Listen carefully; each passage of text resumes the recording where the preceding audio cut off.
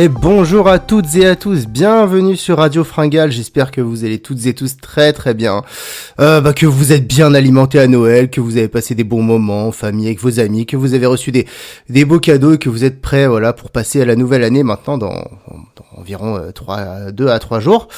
Nous on est très contents de vous retrouver aujourd'hui pour un nouveau podcast sur Radio Fringale, et évidemment qui dit podcast Radio Fringale, intersaison, dit un nouveau numéro d'Écrase les pédales, qui sera d'ailleurs notre dernier Écrase les pédales de l'année 2024 et probablement, sauf si les copains ont prévu un podcast de dernière minute, le dernier podcast Radio Fringale de l'année 2024. Déjà pour m'accompagner aujourd'hui, je suis accompagné du seul, de l'unique, du fondateur de cette merveilleuse émission qui Écrase les pédales, j'ai nommé Poppy. Comment tu vas, Poppy ? Salut à tous. Écoute, ça va très très bien, en forme. Je me suis bien alimenté pendant cette période de fête de Noël. T'as bien suivi. J'ai bien suivi le rythme. Voilà. Ouais, tu vois, entre deux morceaux de viande, toujours prendre un petit gel énergétique. Donc tout s'est bien passé pour moi de mon côté. Ok, t'es en pleine forme du coup là. En pleine forme, j'ai demandé. Tu vois, sous mon sapin, j'ai demandé quand même plus de victoires françaises l'année prochaine, notamment. Donc on verra si mon cadeau se réalisera. Écoute, on va suivre ça. En tout cas, j'espère que les Français seront cités en nombre dans notre émission d'aujourd'hui. Avant de démarrer cette émission, petit rappel habituel. Premièrement, n'hésitez pas à nous soutenir sur YouTube en vous abonnant à la chaîne. N'hésitez pas également à nous suivre sur les réseaux sociaux, Instagram et Facebook. Voilà, il y a toujours très régulièrement des articles de Matt et Simon qui d'ailleurs vont monter en puissance et nous rejoindre un petit peu plus maintenant sur les podcasts, mais ils vont évidemment continuer leur travail de rédacteur. Ils font un boulot de fou, on vous l'a déjà dit, hein. Ils sortent des articles, j'ai envie de dire, tous les 2 jours, j'ai l'impression qu'ils nous sortent des nouvelles petites pépites. Donc allez vous abonner à nos comptes Instagram et Facebook pour suivre ça.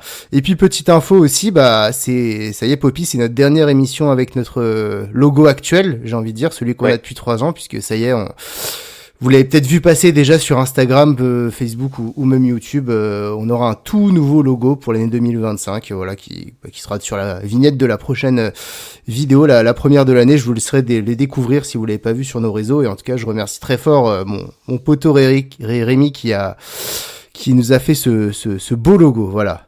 Et puis évidemment pour 2025, on vous prépare du très très lourd, hein. Restez connectés parce que 2024 se termine à peine, que notre programme 2025 il est déjà très chargé. Dès la première semaine de janvier, on va revenir en force avec toute l'équipe. On a prévu des podcasts toutes les semaines, même plusieurs par semaine, ça va être trop bien. Et puis l'équipe va s'agrandir un peu, donc on vous dira ça dans le prochain podcast, mais 2025 ça va être une belle année pour Radio Fringale. Bon, en attendant, on clôt 2024 et on a revêtu ce soir avec Poppy nos plus beaux smokings, puisque vous le savez, on est en pleine période un peu des rétrospectives, des bêtisiers, etc. Voilà, on s'approche du réveillon du Nouvel An et justement, c'est un peu le thème de ce soir, Poppy, puisqu'on va acheter un coup d'œil dans le rétroviseur de cette belle année cycliste 2024 avec ce nouveau top 10. Est-ce que tu peux nous parler du thème de ce soir ?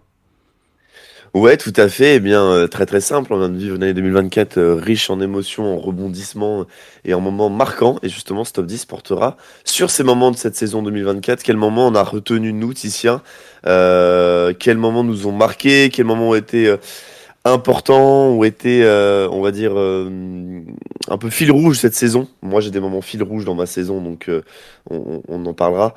Mais voilà un petit peu pour la thématique de ce soir. Tu veux peut-être que que j'annonce un peu les critères de sélection des différents moments? Ouais, je pense que vas-y, hein, c'est grosso modo ce qui nous a marqué dans l'année, c'est ça ? Ouais, c'est ça, tout à fait. Donc, en vrai, ça va être beaucoup de moments. Alors, c'est pas que des victoires, pour tout de suite mettre les choses à plat, c'est pas que des victoires. Il y a des moments qui peuvent être des moments d'émotion, des moments qui peuvent être des moments de stupeur, aussi des moments qui peuvent être des choses un peu plus dramatiques. En fait, il faut que ce soit un moment. Moi, dans mon top 10, je me suis dit, c'est un moment qui a eu un impact dans cette saison, qui a créé un rebondissement, en fait. Voilà, typiquement, je sais pas, il y a des choses on en reparlera dans la dose de collecte, mais que j'ai pas mis parce que pour moi, ça n'a pas forcément eu d'impact dans cette saison, ou alors quelque chose qu'on n'a pas forcément retenu. Là, pour moi, dans mon top 10, c'est que des moments que tu en parles à quelqu'un qui a peu suivi la saison de vélo, tu vois, il te dira, ouais, ok, je vois très bien de quoi on parle. Alors que il y a des moments qui, pour moi, ne font moins figure de moments marquants. Voilà un peu pour les critères, et puis évidemment, beaucoup de comme l'habitude, j'ai envie de dire beaucoup de subjectivité, bien sûr. On n'a pas ressenti les mêmes émotions face aux mêmes courses, face aux mêmes coureurs. Donc, bien sûr que là-dessus, ça va forcément jouer. Ouais, c'est clair. Moi, je t'avoue qu'il y a beaucoup, beaucoup de subjectivité. Franchement, je suis allé vraiment chercher les 10 moments qui m'ont le plus marqué. Et je pense qu'il y a des moments qui vont marquer d'autres. Moi, je les ai pas forcément mis dans ce top 10, mais voilà, c'est beaucoup de subjectivité. C'est des moments où j'ai ressenti beaucoup d'émotions, des moments où j'étais à fond devant mon écran, des moments où j'étais un peu en panique devant mon écran. Enfin voilà, vraiment des images qui restent à la fin de l'année. Voilà. Donc Ouais, c'est ça. ça va être tout ça et ça nous permet. Et puis évidemment, hein, on a chacun nos avis, chacun nos top 10. Donc n'hésitez pas à la fin de cette vidéo à nous faire part de vos grands moments marquants cyclistes de l'année 2024. Bah écoute Poppy, si on est tout bon, je te propose de démarrer par la traditionnelle zone de collecte. Yes, let's go. Tu veux que je commence? Eh bah vas-y, hein, à toi l'honneur. Eh ben, je me lance. Eh ben, je vais commencer. Je n'ai pas mis, par exemple, voilà, on parlait de moments qui, pour moi, n'ont pas eu vraiment d'impact dans la saison. J'ai pas mis la victoire d'Anthony Turgis sur ce Tour de France. Une très belle victoire, pourtant, sur une étape vraiment très intéressante. Victoire au bout de l'effort, première victoire de Turgis sur le Tour de France. Lui qui courait après depuis quand même pas mal d'années, qui avait eu de bons résultats sur les dernières années, mais qui avait jamais réussi vraiment à en accrocher une. Et ben voilà, il a enfin saisi le Graal cette année. Malheureusement, je l'ai pas rentré. Pour moi, voilà, je voulais pas non plus spammer mon top 10 de pure victoire d'étape ou alors de pur moment de français. Donc voilà, malheureusement, Anthony Turgis a dû prendre la porte dans mon top 10, mais je voulais quand même le citer en mention honorable, pardon. Parce que bah, c'est quand même une très belle victoire qu'il obtient. On sent beaucoup d'émotions, beaucoup d'efforts au bout de cette victoire. Et puis voilà, obligé de penser aussi à cette équipe Total Energy qui a pas forcément eu des super moments sur ce Tour de France. Je pense notamment au vol de leur vélo. Donc voilà, ça a dû faire du bien cette victoire dans ce Tour de France. Et c'est une très belle victoire sur en plus une très belle étape. Ouais, tout à fait. Spoiler, moi, c'est cette étape-là, elle est dans mon classement. Ah mince, bon, on Ouais, commence bien. voilà. Non, bah moi j'ai un moment, voilà que j'ai. Alors en fait, j'ai vite pensé à beaucoup de moments avec Tadej Pogačar et j'avais pas envie. On a déjà Évidemment. fait une émission sur Tadej Pogačar. J'avais pas envie de faire, sinon j'aurais fait le top 10 des moments marquants avec Tadej Pogačar qui met des minutes aux autres. Donc en zone de collecte, j'ai mis l'Estrade Bianche, qui était quand même un des mots. Tu l'as peut-être mis dans ton classement, toi, ou pas du Moi, tout? je l'ai mis dans mon top Ouais, 10, tu l'as mis ouais. dans ton top 10. Moi, je l'ai pas mis. À la fois, ça m'a beaucoup marqué, et puis à la fois, pas envie d'y repenser trop. Je sais pas comment dire, mais voilà, c'était pas la plus belle édition d'Estrade Bianche. On a déjà disserté là-dessus dans d'autres émissions, donc voilà, moi je l'ai mis en zone de collecte, mais forcément c'était un moment marquant de l'année. Après, moi j'en ai un autre, c'est Evita Music qui bat Demi Vollering. Je pense que c'est la seule grimpeuse qui a battu à la pédale cette année en montagne sur une étape de montagne Demi Vollering. J'ai pas d'autres exemples en tête. Elle l'a battu sur une arrivée au sommet sur la Vuelta. Alors c'est que ça peut-être, mais moi, qui ai beaucoup suivi le cyclisme féminin cette année, ça m'a beaucoup marqué. Elle a beaucoup grandi. Enfin, je suis un peu fan de l'équipe FDJ Suez, donc voilà, j'avais envie d'en parler en zone de collecte. Je l'ai pas rentré, mais ça m'a marqué un peu la véritable éclosion cette année d'Evita Music et de battre comme ça Vollering en montée. Pour moi, c'était juste incroyable. C'est la seule à l'avoir fait, donc voilà, ça m'a bien marqué aussi, mais pas pu rentrer ça dans mon top 10. Ah, je comprends, Vollering, l'implacable qui perd sur son terrain de prédilection, c'est vrai que c'était un moment marquant, et puis qui puisait par une Française, et encore plus Evita Music qui est dans une formation française et qui voilà, on la voit grimper un petit peu en flèche depuis 2 3 ans, donc c'est vrai que c'était vraiment un super moment. Moi j'ai mis quelque chose, je pense que tu as mis dans ton top 10, Titien, puisqu'on en a, il me semble qu'on avait déjà parlé dans pas mal de choses, mais tu vois, l'édition de la Flèche Wallonne de cette année, je l'ai pas mis dans mon top 10. Malheureusement, j'ai même mis un petit 11 à côté, parce que pour moi, c'était ma 11e position, donc, mais je pense que tu as mis dans ton top 10. Oui, je l'ai mis dans mon top 10. Mais voilà, moi, je l'ai pas mis, tu vois, parce que, typiquement, en fait, j'ai pas pu suivre la Flèche Wallonne cette année, et bah voilà, quand tu vis pas les émotions en direct, c'est pas Ouais, la même chose. c'est vrai que c'est pas pareil, hein.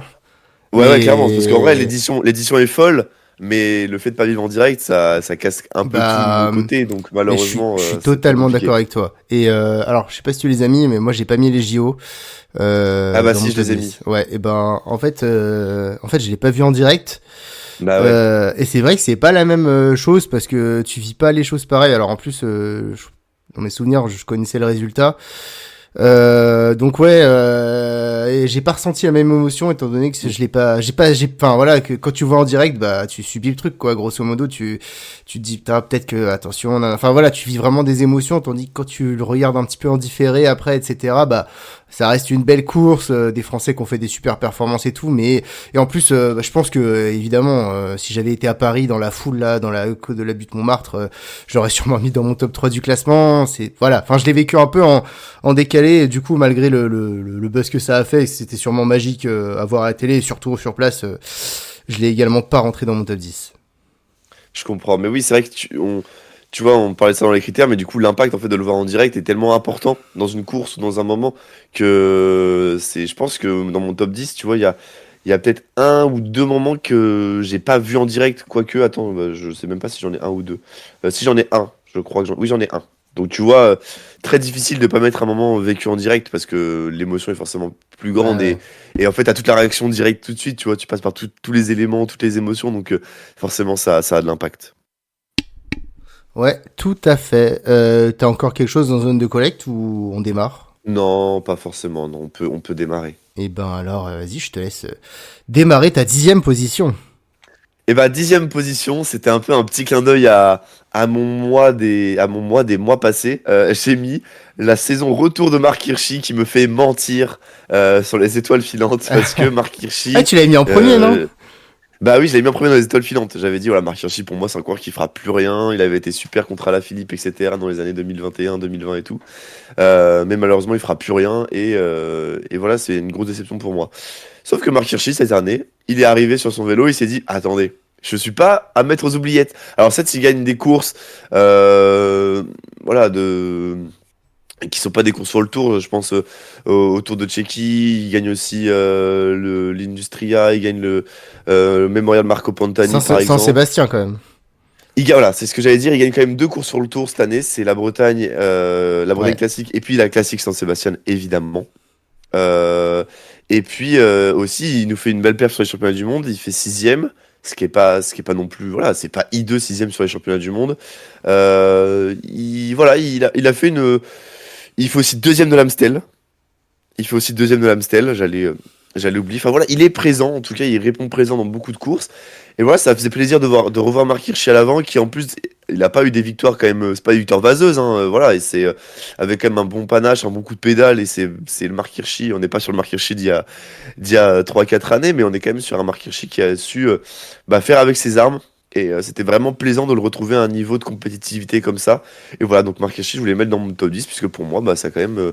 Tu vois, ça a rythmé quand même mon bout de saison. Je parlais de fil rouge tout à l'heure, Marc Hirschi, ça a rythmé ma saison, parce que quand je vais Marc Hirschi sur une course, et je me suis dit, voilà, peut-être que Marc Hirschi va me refaire un résultat, quoi. Donc voilà, Marc Hirschi, pour moi, je voulais le mettre dans ce top 10, et il était très bien à cette 10e place. Ouais, moi, il y a un truc on va pas débattre en large sur Marc Hirschi, mais moi, il y a toujours un truc qui me gêne avec ce coureur.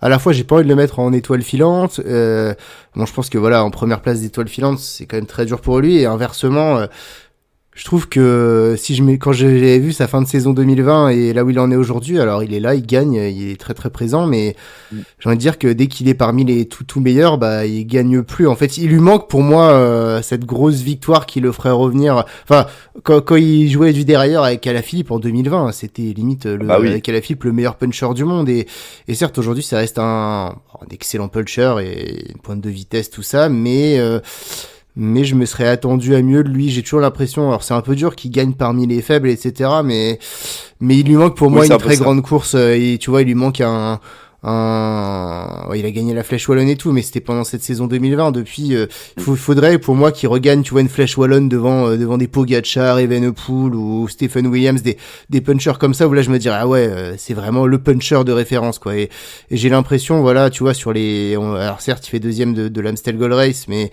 derrière on l'a plus trop vu sur les autres classiques ardennaises. Autour de Lombardie, il est pas là non plus. Au mondial, il est là, mais pas suffisant pour faire podium. Donc en tout cas, c'est sûr que Marc Hirschi, il est pas du tout perdu pour le cyclisme. C'est toujours un excellent coureur. Je pense que ça va lui faire du bien d'aller dans une équipe où il va être un petit peu libéré chez Tudor, mais ouais, ça reste pour moi un mec que j'attendais bien meilleur, que j'attendais tout simplement le meilleur puncher du monde sur les plus grandes courses du monde. Et je trouve que c'est pas le cas. Voilà. Mais en tout cas, t'as raison. Je comprends, ouais. Je comprends Il raison. fait quand même une grosse année. Moi, en 10e position, j'ai mis le Galibier sur le Tour de France. Ça m'a pas mal marqué parce que c'était la première étape de montagne dès le 4e jour. Et ça faisait longtemps, j'ai cru un petit peu revivre la période de l'équipe Sky, etc. Ça faisait longtemps avec ces nouveaux coureurs qu'on n'avait pas eu un écrémage par l'arrière où enfin moi ça m'a impressionné cette image des 3 UAE là qui prenaient des relais de fous furieux à tour de rôle dans la montée et puis derrière. Enfin, j'ai revu cette montée là pour faire ce top 10 et en fait ça a explosé petit à petit par grappe comme du popcorn. C'est d'abord Carapaz, puis Enric Mas, puis Vlasov, puis Geraint Thomas, puis à un moment Roglic qui. Enfin voilà, et tu vois qu'il pète à tour de rôle et on avait parlé avant ce Tour de France de ce qu'allait faire cette équipe UAE et ça m'avait énormément impressionné sur cette étape, les relais de fou furieux Almeida qui engueule Ayuso, etc. Enfin voilà, c'était vraiment une montée où chacun a été mis à sa place et puis ce dernier kilomètre dans la montée de Pogačar qui a grimpé à plus de 30 à l'heure le dernier kilomètre du Galibier, 35 à l'heure je crois, sachant que c'est le kilomètre le plus pentu du Galibier, j'avais trouvé ça complètement phénoménal. Donc voilà, cette montée elle m'avait pas mal impressionné, j'avais vraiment l'impression que voilà, elle avait vraiment mis tout le monde à sa place et les relais UAE là qui avaient créé carrément des bordures en fin de montée, c'était impressionnant, donc voilà, c'est un moment qui m'a marqué dans l'année, donc je l'ai mis en 10e place. Je comprends, en plus, c'est clairement, tu te dis, bon, le Tour de France, là, si UAE se foire pas, ça risque de se sentir très très bon. Et tu l'as dit, c'est ces 3 mastodontes avec Ayuso, Almeida et puis Yates qui font un travail monumental et cet écrémage qui est. Voilà, on repart dans les années Sky, alors qu'ils sont peut-être pas forcément les années que moi j'ai préféré dans le cyclisme sur le Tour de France, mais qui quand même ont été marquantes, qui ont marqué ce Tour de France. Et là, on revenait un peu sur ce système-là.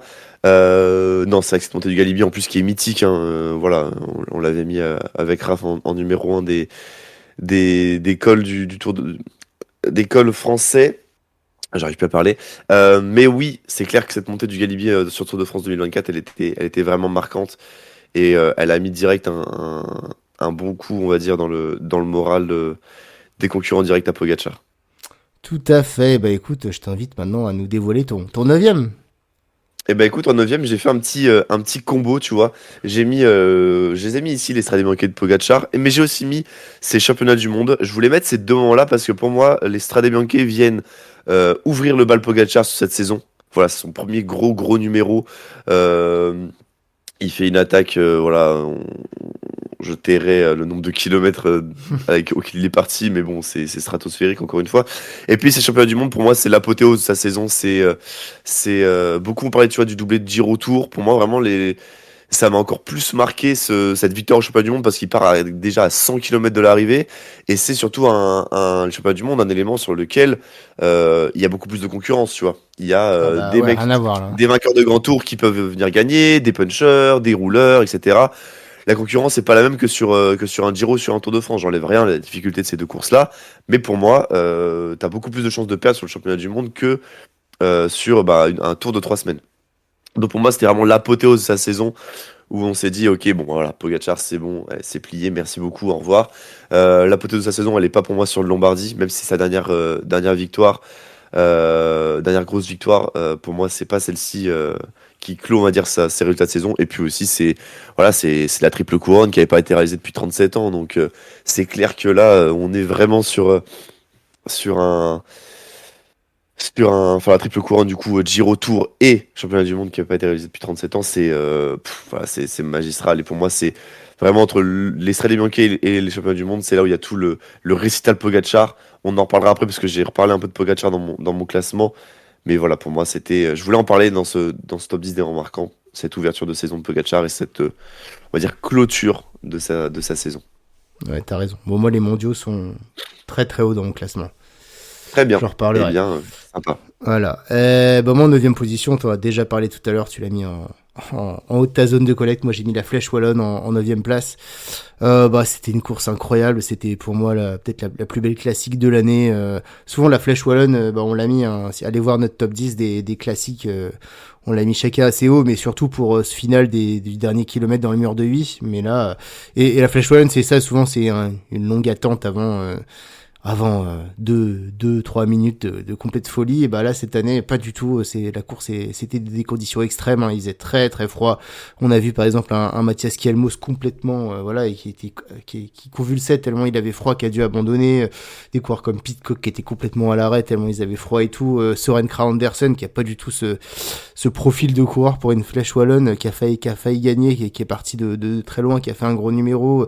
Ils sont arrivés une trentaine à l'arrivée et puis voilà, enfin ce final magnifique. On a quand même une belle explication dans le mur de 8 avec la découverte Stephen Williams qui a montré des talents de puncher incroyables qu'il a remontré ensuite dans la saison. Mais voilà, enfin une magnifique édition de la Flèche Wallonne.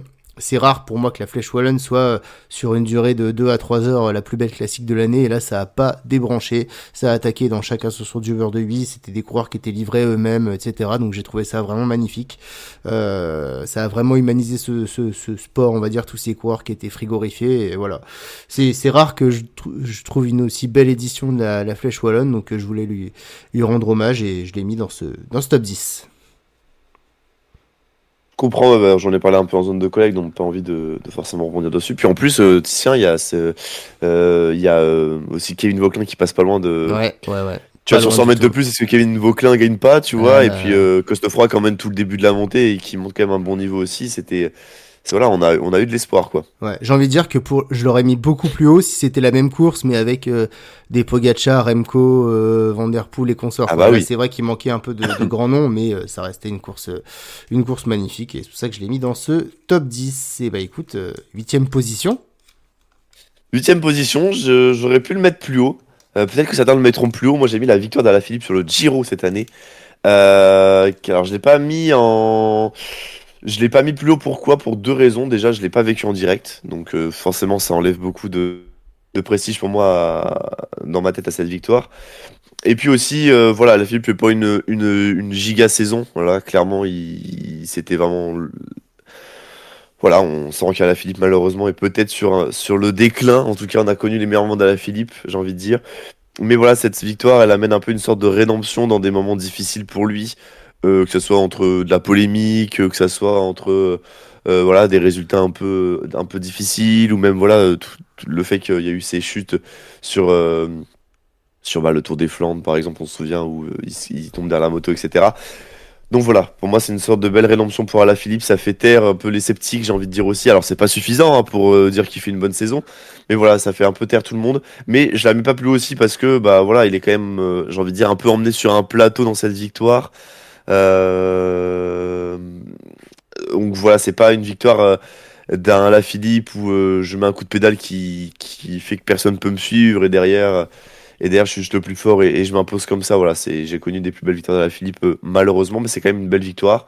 Il faut aller gagner l'étape sur le Giro, c'est pas donné à tout le monde. Donc franchement, chapeau à lui. Il a été très animateur de ce Giro aussi. Voilà, il est super combatif, si je dis pas de bêtises, du Giro. C'est ça. Et puis il fait quand même pas mal de belles attaques, il anime la course, donc c'était vraiment super sympa à suivre. Mais cette victoire, pour moi, elle vient conclure un Giro, j'ai envie de dire. J'ai pas envie de dire que c'est un bon Giro de la Philippe, parce que connaissant le bonhomme, t'espères beaucoup mieux. Mais en tout cas, c'est un Giro qui est une éclaircie dans sa saison. Et je trouve que c'était important pour moi de le mettre dans ce top 10. Je sais pas si tu l'as mis, toi, Ticia, mais voilà. Moi, Je l'ai il pas devait mis. figurer, Je l'ai pas mais il mis. pouvait pas être plus haut. Alors je suis très content pour Alaphilippe, c'était un beau numéro, mais moi j'avais toujours l'espoir secret dans ma tête de voir Alaphilippe qui gagne une flèche wallonne ou qui redevient le meilleur puncher du monde, etc. Alors c'est une Bah, très c'est très là où on belle l'attend, victoire, ouais. en plus il fait quoi, 150 km d'échappée, mais à la fin il bat Mirko Maestri, enfin il y a juste ça qui me dérange pour le mettre plus haut, c'est que c'est super, enfin c'est génial pour lui, je pense que ça lui a donné beaucoup de confiance, etc. Et comme tu dis, une victoire sur le Giro dans tous les cas sera à son palmarès, c'est pas du tout à jeter, c'est super, mais il est bien revenu cette saison malgré tout à la Philippe, mais moi dans ma tête quand même j'ai toujours l'espoir, je pense qu'il arrivera jamais de revoir à la Philippe tu vois le puncher il y a 3 ans quand même en 2021, donc c'était pas quand il a fait son Giro, c'était il y a 2 ans et demi, il lâchait taquet sur taquet aux mondiaux de Louvain là, et c'était le meilleur du Mais monde oui. quoi, et je sais que de l'eau a coulé sur les ponts depuis, mais ouais voilà, c'était peut-être pas assez pour moi pour le mettre dans ce top 10, donc même si j'étais très très content pour lui, mais voilà, c'est pour ça que je l'ai pas mis dans ce top 10. Et ben bah écoute, moi en 8e position, j'ai mis l'étape du Lioran sur le Tour de France. Ah. Je sais pas si tu l'as mis toi. Ouais, je l'ai mis plus haut, moi, du coup. Ok, tu l'as mis. Bah, en fait, je l'avais mis plus haut au début parce que je l'avais mis même très haut et après je l'ai redescendu parce que c'était l'étape pour moi où le Tour pouvait basculer et finalement où il a pas basculé. C'est l'étape qui nous a tous donné beaucoup d'espoir. Je pense sur ce Tour, on est tous d'accord qu'on allait se dire ah ouais, en fait, finalement, on va assister à une dernière semaine de Tour de France. Toute la montagne arrive et ça va être incroyable.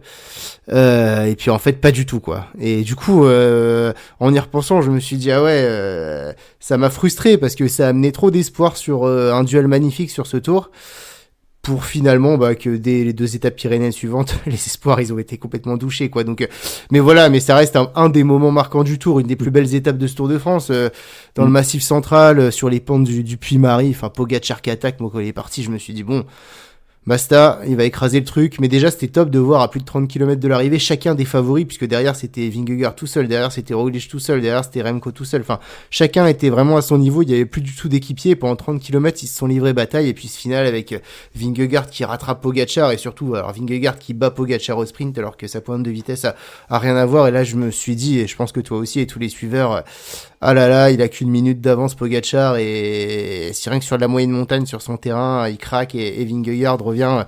Oh, ça va être incroyable la suite du Tour de France et peut-être que ça va être renversé, Ah oui. voilà. Et puis bah et à la suite, elle est ce qu'on connaît, un Pogačar a remporté l'ensemble des étapes de montagne. Il finit ce tour avec 6 étapes avec un écart monstrueux sur Vingegaard. Donc voilà, c'est pour ça que je l'ai pas mis plus haut. C'est l'espoir et la frustration en même temps.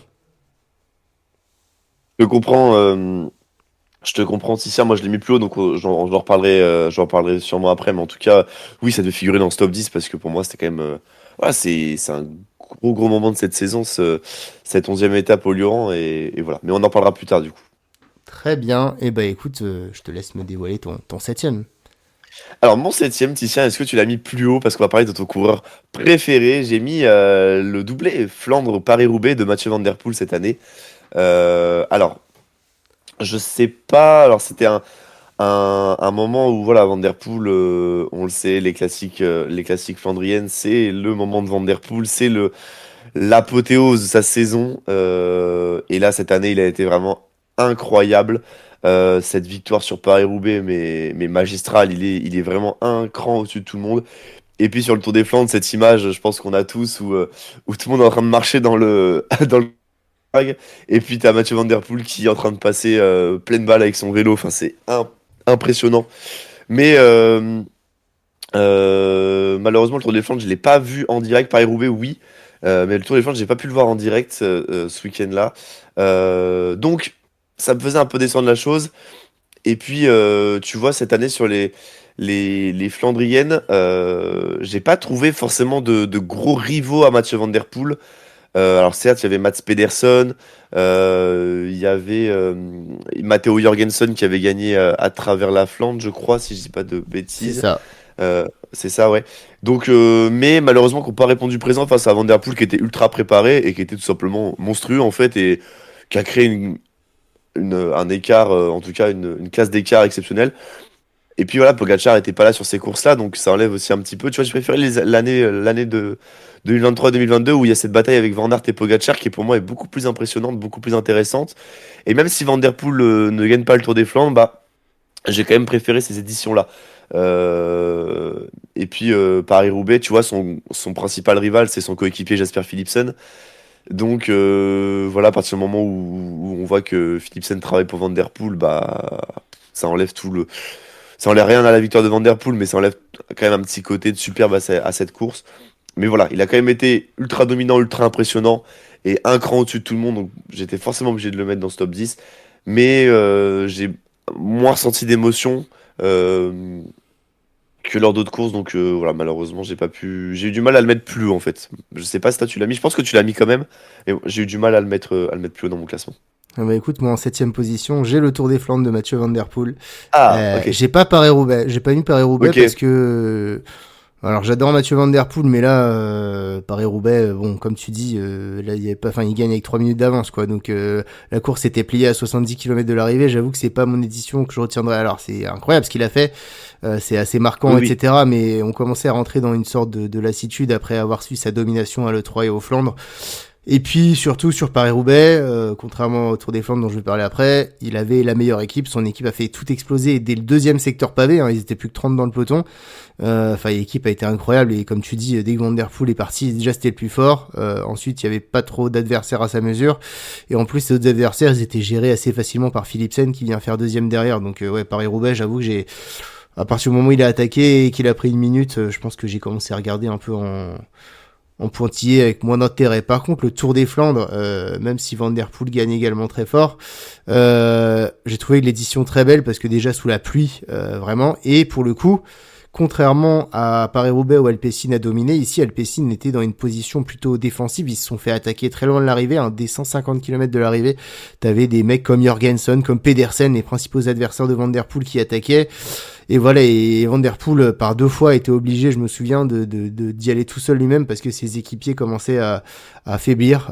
Les Axel Laurens, les Gianni Vermeersch avaient fait beaucoup d'efforts, mais voilà, Van Der Poel a vraiment dû s'employer. Il y avait quand même ce doute, tu vois, sur ce Tour des Flandres de se dire, voilà, est-ce qu'il va pas se faire piéger, etc. Tandis que Roubaix, ça a été déroulé comme, comme sur un tapis rouge, j'ai envie de dire. Et puis, voilà, ce Tour des Flandres, mine de rien, t'as cette première mine de Mathieu Van Der Poel dans le vieux Quarmont à 50 km de l'arrivée. Ensuite, il se fait un petit peu piéger, il est tout seul. Et puis, t'as ce passage du Koppenberg où je crois que c'est Garcia Cortina qui est tout seul devant le peloton, 15 mètres devant le peloton. Et puis, tu le vois qu'il a dû mettre pied à terre.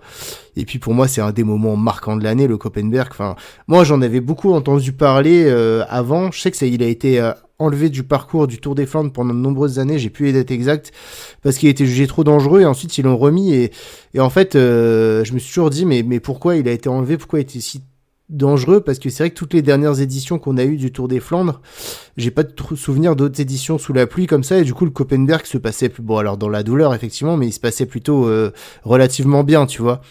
Et là, bah, non, mais là, c'est hyper impressionnant. T'as Van Der Poel qui passe, t'as Jorgensen derrière, t'as Mats Pedersen qui arrive à passer à la limite, et puis derrière, bah, ils sont tous à pied. Et c'est là que je me suis dit, ah ouais, mais en fait, dès que ça glisse, le Koppenberg, c'est plus du cyclisme, c'est du cyclocross, faut vraiment une force de rein incroyable, et surtout, faut être bien placé, parce que derrière, c'est foutu, et derrière, ils étaient vraiment tous à pied, les coureurs.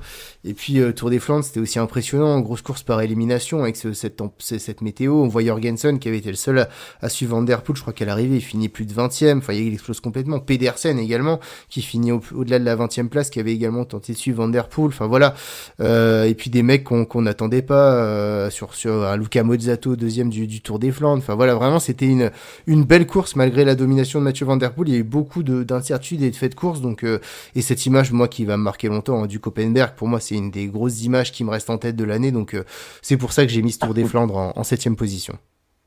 Mais clairement, mais tu vois, cette année, j'ai pu voir Paris-Roubaix, mais pas le Tour des Flandres, c'est des gros regrets, hein, parce que le Tour des Flandres, c'était vraiment exceptionnel.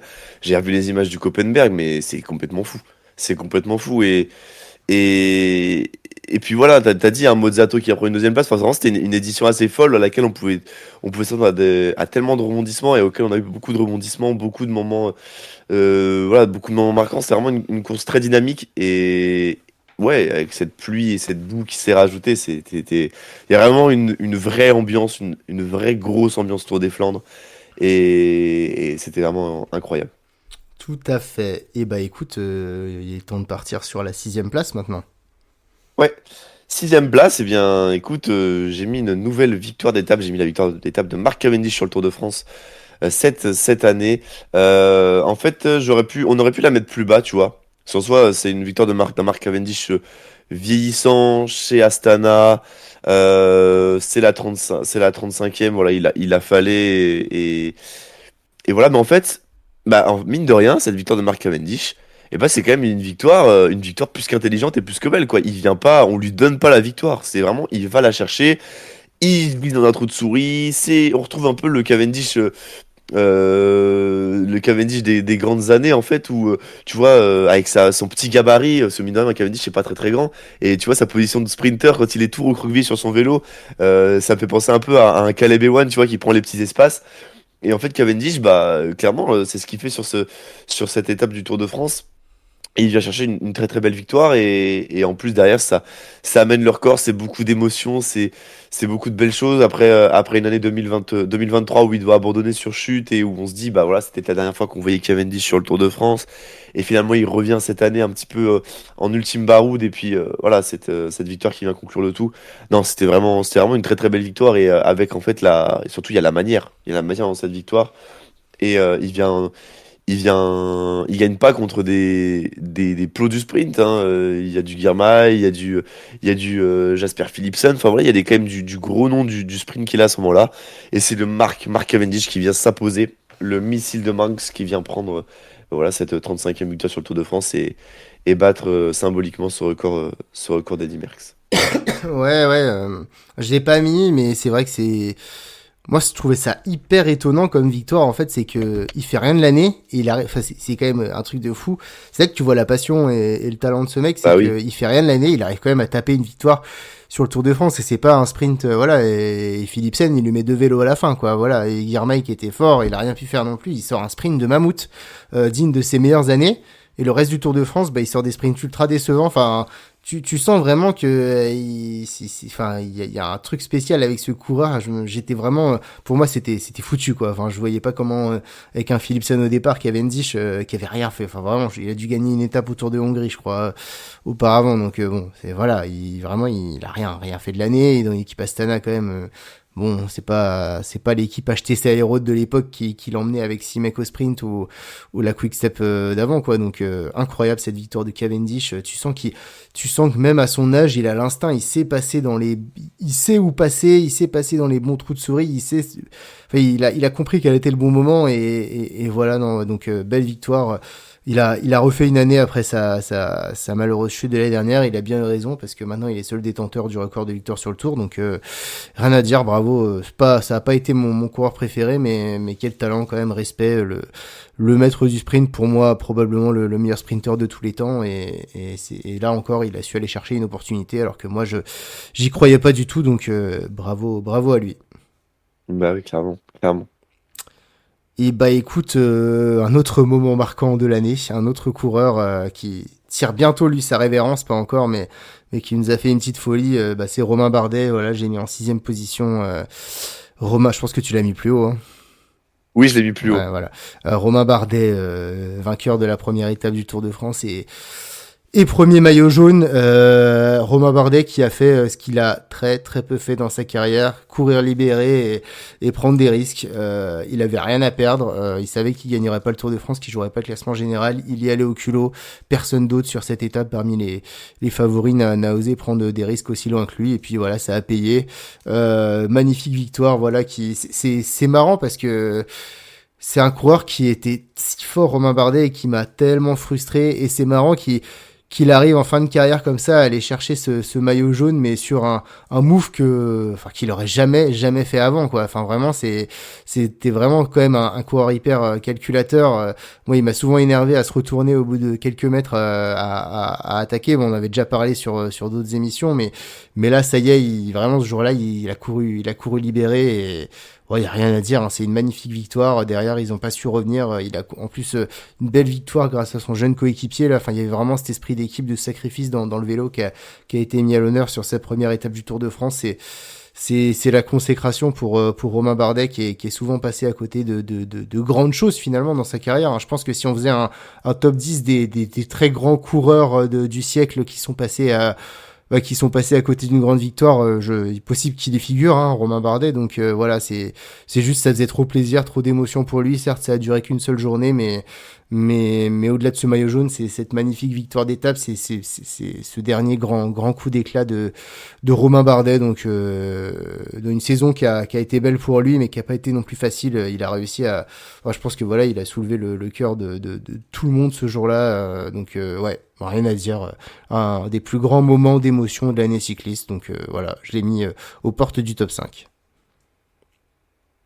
Très bien, Titien, on en Voilà. parlera un peu plus tard. Je pense que là, ce sera encore plus élogieux dans quelques minutes. On fera ce qu'on peut. Écoute, bah, il est temps de rentrer dans le top 5. Qui Ouais, a réussi à s'insérer dans ton top 5? Eh ben écoute, j'en parlais un peu en introduction de cette vidéo. En fait, j'ai mis un moment un petit peu plus dramatique en cinquième position. J'ai mis la chute de Demi Vollering sur le Tour de France en la cinquième étape. Pourquoi je l'ai mis? Parce que pour moi, c'était vraiment un moment très marquant de la saison. Ça m'a montré deux choses. Déjà, en fait, Vollering qui chute et qui perd un peu son Tour de France là-dessus. Voilà, c'était quand même assez marquant. Mais en fait, au-delà de ça, il y a le fait de cette image de se dire, mais attendez, mais il y a personne qui va attendre Demi Vollering là? Elle va remonter toute seule là? Mais qu'est-ce que vous faites, SD Works? Vous êtes en train de rêver là, je pense. Et SD Works qui abandonne complètement sa leader. Mais l'image j'étais devant mon écran, mais je me dis, mais c'est pas possible là, mais qu'est-ce qu'ils sont en train de faire? Mais qu'est-ce qu'ils sont en train de faire? Et derrière, Nievanoma, du coup, qui va ravir ce maillot jaune et qui va gagner le Tour de France au final. Et tu te dis, mais attends, si la SD Works avait ramené Vollering, mais Vollering aurait gagné le Tour de France, c'est sûr. Et je me dis, et j'espère pas que c'est par rancœur du départ de Vollering que l'équipe a fait ça, parce que franchement, si c'est le cas, c'est vraiment très très moche. Et pour moi, c'est un moment marquant de la saison, puisque ça soulève du coup ces deux points de la position de la SD Works par rapport à Vollering, et puis de ce côté, bah voilà, perdre le Tour de France, alors que bah, clairement, hein, je n'enlève rien à la victoire de Nievanoma, mais bah, Vollering était clairement plus forte sur ce Tour de France. Enfin voilà, c'était la meilleure grimpeuse du monde, la meilleure, en tout cas la meilleure, peut-être la meilleure coureuse du monde avec Kopecky. Donc pourquoi en fait, pourquoi SD Works à ce moment-là vous gérez si mal votre course? Est-ce que c'est voulu? Est-ce que c'est pas voulu? Est-ce que c'est un moment d'effroi? Est-ce que qu'est-ce qui s'est passé en fait dans la tête de la SD Works? Qu'est-ce qui s'est passé dans la direction de la SD Works pour ne pas faire en sorte que Vollering soit ramené sur le groupe de tête et qu'en fait elle n'ait pas à faire ce travail bah, quasiment toute seule pour revenir. Donc c'est ouais, franchement moi ça m'a marqué. Et tu vois, j'ai même hésité à le mettre plus haut. Je me suis vraiment demandé si ça pouvait être dans mon podium parce que l'image de Vollering qui se lève et tu te dis, mais personne n'est là, qu'est-ce qui se passe? Enfin, genre, c'est la maillot jaune, c'est votre leader qui en plus, enfin, voilà, on parle pas de quelqu'un qui dès que la montagne approche, va prendre 5 minutes et perd tout espoir. Là, on parle vraiment de Vollering qui était en lice pour aller gagner ce Tour de France et conserver ce maillot jaune. Donc, ouais, clairement, j'ai pas compris du tout la stratégie de la SD Works là-dessus et j'espère non pas, voilà, par rancœur au départ de Demi Vollering. Écoute, je suis d'accord avec tout ce que tu as dit et j'en reparlerai tout à l'heure. Ah, parfait. Voilà. Voilà. T'as raison, c'est incroyable. Écoute, moi, en cinquième position, bah, t'en parlais tout à l'heure. Moi, j'ai mis l'étape des Chemins Blancs dans son intégralité sur le Tour de France. La plus belle étape du Tour de France, selon moi. Remettez des Chemins Blancs sur le Tour de France, s'il vous plaît, parce que c'était juste incroyable. Mais de A à Z, enfin, c'est tout ce que j'aime dans le cyclisme. Vraiment, il s'est tout passé sur cette étape. L'échappée qui a mis énormément de temps à se constituer. L'échappée qui a été revue un moment par les favoris. On se souvient de cette attaque de Remco Evenepoel à 70 km de l'arrivée, hein, quand même, hein, très très loin de l'arrivée, avec Pogacar qui part derrière, avec Vingegaard, derrière les autres coureurs qui sont plantés, les Movistar qui font n'importe quoi en tête. Là, ils sont trois et finalement, ils sont tous explosés les uns après les autres. À un moment, t'as un secteur avec une montée, une pente telle que en fait t'as les 20 premiers du peloton emmenés par les Visma qui passent et puis t'as tout le peloton qui grimpe à pied derrière. Enfin, c'était une image assez incroyable. La chute malheureuse de Vlasov, ce final complètement fou entre les favoris avec Pogacar qui attaque et Laporte qui sauve la mise à Vingegaard. T'as Remco qui galère en fond de groupe. Enfin, vraiment, t'as eu tout dans cette étape. Et puis ce final, bah forcément magnifique avec que des attaques enfin, jusqu'à la dernière seconde, on n'a pas connu le vainqueur. Ils sont tous arrivés complètement culs, les coureurs, et pour couronner le tout, une magnifique victoire de Anthony Turgis, alors que l'échappée avait été revue quand même par les favoris, et c'est Vingegaard qui voulait pas collaborer, qui a fait que Pogacar et Remco se sont relevés aussi, et l'échappée est repartie. Et puis finalement, enfin voilà, ce final incroyable avec Jasper Stuyven qui part à 5 km, qui se fait revoir. Derrière, t'as Derek J qui compte, t'as Ben Illy, et c'est finalement Anthony Turgis qui s'est le mieux caché finalement, qui surgit et qui bat Pidcock dans les derniers mètres. C'était juste incroyable. Enfin, en fait, j'ai pas, voilà, moi ce que j'aime, c'est ces courses où pendant 4 heures, franchement, j'ai pas débranché, je suis resté devant ma télé, j'étais scotché, quoi. C'était incroyable, c'était un peu comme les mondiaux de l'année dernière à Glasgow, où en fait, à partir de 150 km de l'arrivée, tu pouvais plus bouger parce que ça attaquait tout le temps. Bah là, c'était pareil, il se passait toujours un truc.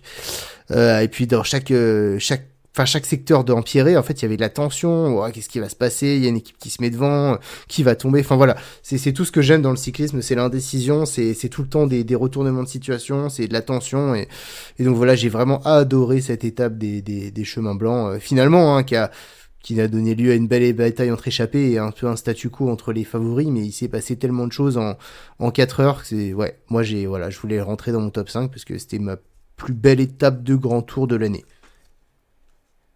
Mais clairement, et quand tu dis remettez des chemins blancs sur le Tour de France, mais je suis complètement d'accord avec toi, Titien. On n'a jamais été déçu par une étape de chemin blanc, que ce soit sur le Tour de France homme ou le Tour de France femme. Je sais pas si tu te souviens la première année de la Ouais, c'est du Tour de France de femme, la ouais. rive du renouveau, ouais, quand le Tour de France revient, là, c'était en 2021, je crois, ou 2022, et qu'il y a cette étape de chemin blanc, mais il se passe tellement de choses, c'était vraiment trop bien. Et là, encore une fois, cette année, bah, ça nous prouve que voilà, les chemins blancs, bah, ça amène un facteur de course. Alors certes, il y a le côté comme on s'attend à chaque fois sur Paris Tour, par exemple, où Strade Bianche, bah voilà, un élément, un incident mécanique ou des chutes, etc. Mais en fait, c'est une étape où ça sera pas tranquille, il va y avoir de la nervosité, ça va beaucoup s'animer. Voilà, on voit quand Remco attaque avec Pogačar et puis derrière Vingegaard qui fait pas les efforts, ça crée du débat derrière, ça met une certaine tension sur le Tour de France encore plus. Ça permet aussi un peu à ceux qui ont du mal à trust les victoires, bah justement de pouvoir se mettre en avant aussi parce que bah, avec des scénarios de course complètement fous, on peut avoir aussi des vainqueurs complètement fous. C'est pas dit que Turgis puisse gagner une étape qui est une étape classique, tu vois, sur le Tour de France, mais Ouais, ces chemins non, blancs en c'est fait clair, hein. amènent un côté, ouais, un côté complètement rebondissant. Et je trouve ça vraiment super agréable. Et en fait, bah voilà, ça n'enlève rien du tout. Ça va pas être chiant, mais ça va créer beaucoup de spectacles. Et bah, c'est ce qu'on demande hein, aussi sur le Tour de France, c'est qu'il y ait du spectacle, c'est qu'il y ait de l'animation, de la nervosité, qu'il y ait du suspense. Et bah, là, clairement, on a tout eu. Et c'était vraiment une super étape. Effectivement, voilà, on a kiffé. Et bah écoute, il est temps de rentrer. Qui est au pied du podium et a manqué la troisième marche?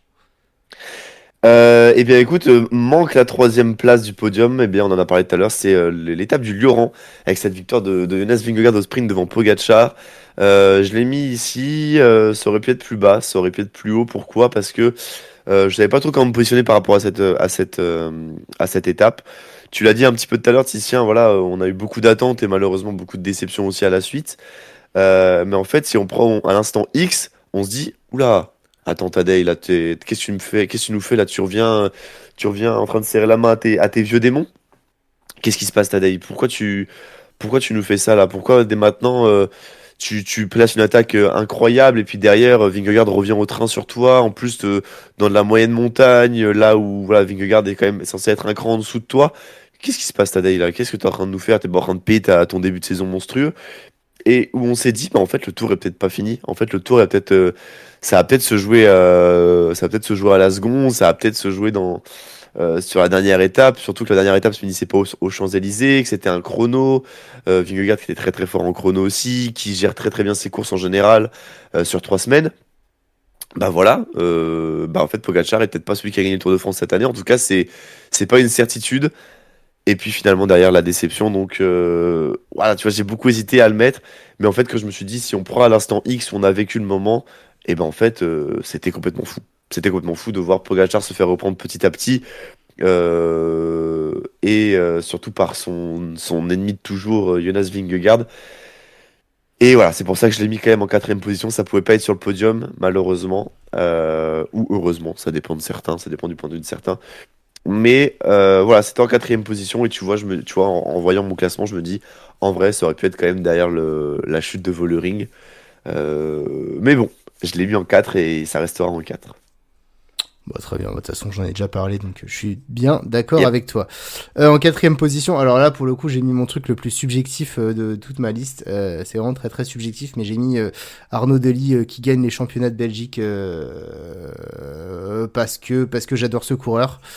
de plus en plus cette année également, et que il a connu un début de saison hyper compliqué avec cette maladie là qui l'a tenu éloigné des pelotons pendant près de 2 mois après un début de saison du coup qui a été très très chaotique dû à cette maladie et bon en fait j'ai regardé les championnats de Belgique en direct sprint royal entre finalement en Belgique en fait quand tu regardes un petit peu un championnat de Belgique c'est un peu le championnat du monde des sprinters, puisque si tu enlèves quelques sprinters comme Cavendish ou Lafcoy, le reste, Tim Merlier, Philipsen, De Ligt, il y avait Thibaut Nice, il y avait Van Aert, il y avait Jordi Meus, enfin il y avait vraiment tout le monde dans le sprint final, et Arnaud De Ligt, moi qui est un coureur que j'adore, et je vois qu'il lance le sprint à 300 mètres de la ligne quand même, ce qui est énorme, et là je me dis oh là là qu'est-ce qu'il fait, et il te sort pour moi le sprint le plus gros sprint de mammouth de l'année, il lance avec quand même, faut le faire, hein. T'as Philipsen, Merlier et Van Aert dans ta roue. Il lance à 300 mètres. Merlier, il sera soit à 100 mètres. Van Aert, il aura jamais pu lever les fesses de sa selle. Et même Philipsen, il pourra jamais sortir de la roue d'Arnaud De Ligt qui devient champion de Belgique. Et voilà, c'était un peu une rédemption pour ce coureur après ce qu'il a connu en début d'année. Moi, j'ai eu un peu peur quand il a été annoncé sa maladie de Lyme, je sais plus comment on dit, Lyme ou Lyme, je sais pas exactement, mais moi c'est un de mes coureurs préférés, un de mes nouveaux chouchous, et j'étais un petit peu triste pour lui, j'ai eu peur qu'il revienne pas, et puis finalement 2 mois après il revient, et il a pu étraîner ce magnifique maillot de champion de Belgique sur le Tour de France, donc voilà, je sais que c'est sûrement pas dans ce que vont retenir les gens dans le top 10 de l'année, mais moi c'est un moment qui m'a beaucoup marqué, c'était un sprint royal, et j'avais envie de le faire figurer, voilà, parce que ça a beaucoup compté pour moi, donc je l'ai mis en quatrième position. Mais je pense que chez les Belges, ça a dû avoir un impact de fou. Parce que le C'était sprint la est folie légendaire, hein. avant, hein. C'était la Mais le folie, hein. sprint était légendaire, hein. Ouais. Vraiment, t'as dit, hein, c'est quand t'as Van Aert, Philipsen, Merlier et De Ligt qui est là, mais enfin, le sprint, quand il part, en plus, on est clairement en train de se dire, mais c'est un coup de poker, quoi. Il va se rasseoir dans 150 mètres et ça va se jouer entre Merlier et puis Philipsen, et alors qu'au fait, il tient tout le long, et l'image, la marque de souffrance sur le visage, c'était vraiment complètement fou, et je suis grave d'accord avec toi, Titien, en vrai, sur ce sprint de mammouth et ce championnat du monde un peu des sprinters que tu retrouves ici. C'était vraiment peut-être le sprint de l'année, hein, finalement, tu vois. Ouais, Peut-être ouais, c'était ouais, finalement le sprint de l'année, c'était hein. pas mal. Avec les championnats d'Europe aussi qui étaient assez, où il y avait tout le Ouais. monde, c'était aussi assez impressionnant. Et écoute, on va arriver sur nos podiums respectifs. Je sens qu'il va y avoir du Romain Bardet sur ton podium, mais est-ce que Romain Bardet va déjà être en troisième position ou il sera encore après? On attendra un petit peu On pour voir attendra Romain Bardet. encore. On attendra encore un petit peu. En troisième position, j'ai mis, et je l'ai appelé le Remco Olympique. Doublé de Remco sur les Jeux Olympiques. Course en ligne plus chrono. Alors, c'est pas forcément le chrono que je retiens, c'est plus la course en ligne. Et en fait, limite, ce que je retiens le plus ces JO, c'est pas forcément la victoire de Remco, c'est l'ambiance qu'il y avait Ouais, c'est ça. dans cette butte Montmartre, qu'il y avait dans Paris. Mais est-ce qu'on a vécu une telle ambiance? J'ai pas de souvenir, moi, d'une telle ambiance sur des Jeux Olympiques pour la course cycliste. Franchement, je repense à Rio, mais j'ai pas forcément de souvenir comme ça, même dans la montée. Alors, j'ai Après, pas le nom, Rio, c'était en désolé. plus beaucoup hors de la ville. Tandis que là, c'était Oui, vraiment un truc de ouais, fou, mais t'as quoi. quand même une grosse montée, tu vois, où les coureurs Oui, passaient oui. aussi en boucle et où tu pouvais les voir. Tokyo, bah voilà, Covid, donc on sait bien sûr. Et puis ensuite, Londres et Pékin, j'avoue que j'ai pas forcément de souvenirs. Mais là, franchement, l'ambiance sur la butte Montmartre, mais quand j'ai vu les images, je me suis dit, purée, c'est à Paris. Et franchement, pourquoi j'y suis pas, sérieux? Pourquoi je suis pas là à pouvoir profiter aussi de cette ambiance de Montmartre qui est en train de, j'ai l'impression de devenir un haut lieu du sport français. C'est impressionnant. Et puis voilà, c'est cette double victoire de Remco qui post Tour de France vient claquer une magnifique victoire sur cette course où il lâche Valentin Madouas dans la montée de Montmartre, et voilà, il était clairement un cran au-dessus de tout le monde. Euh, ouais, c'était vraiment l'ambiance. Moi, je retiens surtout la grosse ambiance, et puis aussi ce côté d'avoir deux Français sur le podium. Enfin, c'était vraiment une course magnifique. L'image de Remco qui fait sa célébration avec le dézoom où tu vois la Tour Eiffel. Enfin, tout était parfait. Tout était parfait. C'était super bien scénarisé.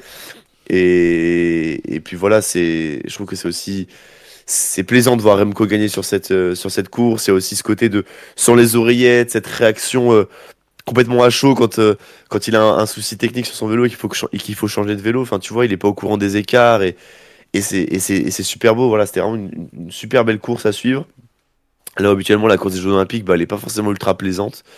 Mais voilà, là, j'ai vraiment apprécié la suivre et voilà, c'était vraiment une super belle course et elle devait figurer sur mon podium pour moi parce que bah, Remco, c'était l'un des hommes forts de cette saison, l'un des animateurs de cette saison. Et puis voilà, c'est quand même sa victoire référence sur une course qui a en plus eu une ambiance démentielle et puis les Français qui font podium. Enfin, voilà, que franchement, c'était vraiment une super course et elle devait figurer pour moi dans mon podium. Mais tu vois, c'est marrant, je suis d'accord avec ce que tu dis, l'ambiance et le décor sont quand même fous parce que la course des JO, en vrai, c'est pas une course qui compte beaucoup pour moi, tu vois, dans mes souvenirs.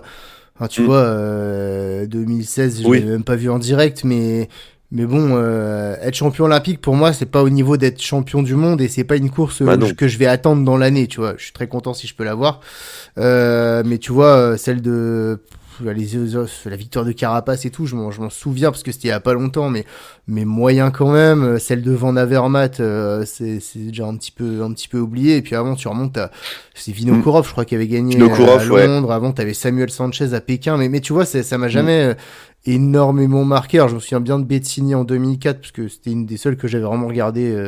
C'était la première que je regardais des JO, mais grosso modo, ça a jamais énormément compté pour moi, tandis que là, j'ai l'impression que mondialement, alors on est en France, donc après il faut prendre un biais, mais rien que les images avec Remco devant la Tour Eiffel, ce circuit urbain, ces images dans la butte Montmartre, ouais, plus que la course en elle-même, en fait, qui a été très belle, mais t'avais compris que quand Remco est parti que Ouais, oui. la course elle a été quasiment C'était pliée. Il plié. était même pas revenu sur le groupe de poursuivants. Je pense que tout le monde se disait bon, il va tous les reprendre et tous les déposer. Donc, mais ouais, l'ambiance fait tout ça que ça a été une vraie réussite et que j'ai l'impression que plus que les autres années, ce titre, cette course olympique, elle a compté dans la saison. Voilà. Mais encore une fois, faudrait peut-être aller prendre la température dans d'autres pays pour voir un peu comment ça a été vécu. Mais j'ai vraiment l'impression qu'il y a eu un engouement, une importance Bah donnée clairement. supérieure aux éditions précédentes. Voilà.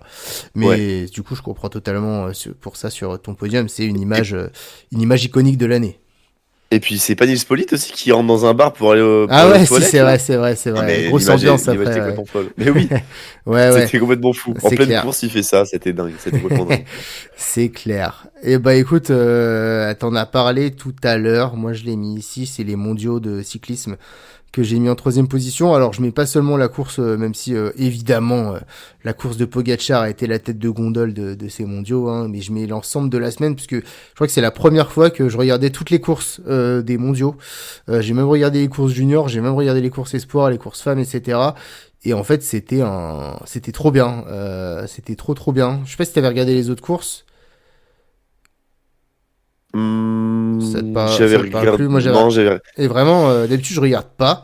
Et enfin, je regarde pas. Je regarde en pointillé, on va dire. Et là, vraiment, j'ai pris le temps de tout regarder. Et en fait, enfin, je regarde jamais de courses espoir ou junior, etc. Et en fait, c'est trop bien parce que tu sens que c'est beaucoup moins cadenassé que les courses élites. Et vraiment, j'ai vécu une semaine de folie. Je me souviens de la victoire de Behrens en espoir là, alors que t'as comment il s'appelle, Yann Christen qui fait un solo un peu à la Pogacar de 60 km. Même la course des jeunes femmes là avec Kat Ferguson qui s'affirme comme une fille qu'il va falloir suivre. La course des femmes avec ce n'importe quoi des Pays-Bas là qui perdent la course alors qu'ils sont en surnombre avec Voss, avec Vollering, etc. Et puis forcément la course homme avec voilà, le numéro de l'année pour moi de Tadej Pogacar, hein, parce que effectivement, alors certes au Strade Bianche il part à 80 km et puis il met 3 minutes au second, là il met que 35 secondes au second, mais là, il y avait le gratin mondial qui était là, quoi. C'était pas Maxime Van Gils et Tom Skens qui étaient derrière lui. Alors, Tom Skens il était encore là, mais t'avais Van Der Poel, t'avais Remco, t'avais Ben O'Connor qui fait une énorme saison. Enfin, t'avais tout le monde était là, quoi. Et pourtant, quand il part à 100 km, autant quand il part au Strade Bianche, ou même sur le Tour de France, ou quand il fait tous ses numéros, je m'étais dit, ok, c'est plié. Y a personne que je vois être en mesure de revenir sur lui. Il va écraser la course. Autant quand il part au championnat du monde, je me dis non mais c'est pas possible, il y a trop de monde, il y a trop d'équipes, trop de nations qui vont rouler, il y a trop de portions de place sur ce circuit malgré tout pour que, enfin tu vois, d'un côté je me disais c'est plié, mais il y avait 50% en moi qui se disait non mais c'est pas possible. Et du coup mine de rien, malgré cette domination, j'ai été tenu en haleine vraiment toute la course. Je me suis dit mais non attends, il y a que 45 secondes, ça peut rentrer, ils sont pas forcément encore à fond derrière, etc. Et ça magnifie encore plus sa victoire, c'est que voilà, il a jamais eu plus d'une minute d'avance, il a souvent eu entre 30 et 45 secondes sur ses poursuivants, et il a tenu, et voilà, c'est ce qui rend encore la victoire plus belle, et quand même, tu gagnes devant O'Connor, Van Der Poel, Skuins et Evenepoel, enfin voilà, c'est le gratin des classiques mondiales, donc c'est, voilà, cette semaine des championnats du monde, elle a été pour moi incroyable, c'est la plus belle semaine de vélo de l'année, et elle a été magnifiée par cet épilogue final avec Pogačar, le meilleur coureur du monde, qui nous offre des mondiaux de folie, donc voilà, ça méritait sa place sur le podium pour moi. Non, mais clairement, je ne peux que être d'accord. Et puis ce top 5, comme tu l'as dit, Ticia, finalement, on retrouve 5 hommes qui ont été ultra acteurs, hein, puisque Tom Scoins, il a fait un début de saison, un début de saison monstrueux. Van Der Poel, on en a parlé tout à l'heure. Evenepoel, pareil. Et puis Ben O'Connor, bon, je l'ai pas mis dans mon top 10 sur Ben O'Connor pour sa Volta, par exemple, mais qui fait quand même aussi une excellente saison à l'image de son équipe. Donc, non, franchement, tu retrouves aussi. Enfin, voilà, c'est pas une victoire contre personne, quoi. C'est vraiment derrière, tu as 5 hommes qui ont rythmé la saison. Donc, chapeau. Tout à fait. Eh bien, écoute, il reste plus beaucoup de choix possibles. Qui finit avec la Bah oui. médaille d'argent pour toi? Eh bien, il est là, Romain Bardet, Ah, il maillot a pas jaune sur le gagné, Tour il de a pas France en gagné, mais F1. non. Et non, il fallait aussi faire parler un peu l'objectivité. Alors, Romain Bardet, il y a très peu de moments dans le vélo où j'ai pleuré, tu vois. Mais alors, ce moment-là, clairement, je pense que mon voisinage a dû entendre, tu vois. J'étais complètement fou. Je voulais absolument pas manquer cette première étape du Tour de France, déjà parce que c'était une très belle étape sur le papier et qui pouvait amener beaucoup de scénarios et justement voir des belles victoires. Et cette attaque de Romain Bardet, quand il part, où tu l'as dit, un Titien qui lui d'habitude est beaucoup plus calculateur et qui en fait prend des risques que quand il est un peu sur la sellette ou que voilà, c'est par exemple, tu vois, quand il part avec Michael Cherel sur le Tour de France 2016, je crois, je sais, non pas 2016, j'ai plus l'année, mais quand il part, voilà, c'est comme parce que il faut tenter un coup de poker et Ah il si, faut c'est aller 2016, chercher. ouais, c'est 2016. 2016, ouais. Ouais, Bon bah c'est voilà, 2016. parfait.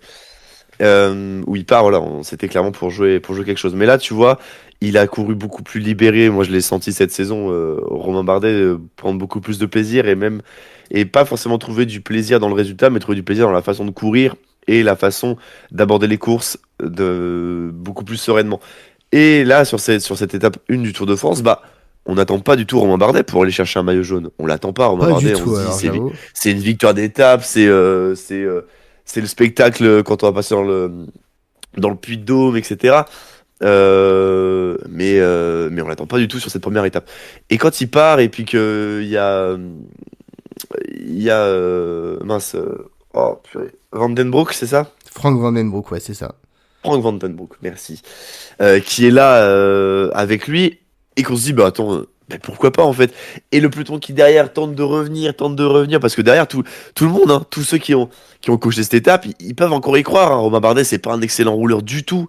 Vandenbroek, il est en train d'éclore, donc voilà, on sait que c'est pas non plus pour l'instant un top coureur du peloton. Bah voilà, en fait, en plus, Romain Bardet, il était vraiment complètement cramé, donc t'as les infos qui viennent et ils peuvent aller chercher encore cette victoire, ils peuvent toujours espérer. Et il y a 10 secondes, 15 secondes, ça redescend, ça bascule beaucoup. Et franchement, il y a un moment donné, je me suis dit, ah purée, mais ça va pas le faire, hein. Je pense que ça va pas le faire. Ah purée. Et je commençais à préparer ma frustration intérieure. Et puis quand je vois le dernier virage et que Romain Bardet va le faire, purée, c'est la consécration. J'ai vu la stat passer tout à l'heure. C'était 196 jours de course sur le Tour de France sans avoir le maillot jaune. Et elle est là. Il est là, ce maillot jaune de Romain Bardet. Et pour moi, au-delà d'un maillot jaune de Romain Bardet et d'un maillot jaune français, c'est l'image aussi d'un maillot jaune, bah, pour moi, de mecs comme aussi Thibaut Pinot qui l'ont jamais revêtu, tu vois. Ou des mecs comme Vauclair qui l'ont jamais amené au bout. C'est un peu cette image-là du maillot jaune que je retiens. Et voilà, ça m'a fait complètement pleurer. C'était une émotion incroyable qu'on a vécue avec cette victoire de Romain Bardet. Alors, moi, j'ai beaucoup d'attaches pour ce coureur. Il y en a qui en ont beaucoup moins, forcément. C'est pas le coureur le plus beau quand il va faire les courses. Il a pas forcément le style le plus élégant sur le vélo. Mais en tout cas, c'est le coureur qui, pendant 10 ans, avec Thibaut Pinot, nous a fait espérer, nous a fait croire à une victoire au Tour de France. Il aurait pu peut-être l'avoir. Il y a aussi ce Giro 2022 qui va rester avec beaucoup de remords. Mais voilà, Romain Bardet, bah, mine de rien, il a toujours été présent. Il a jamais été décevant dans le Tour de France.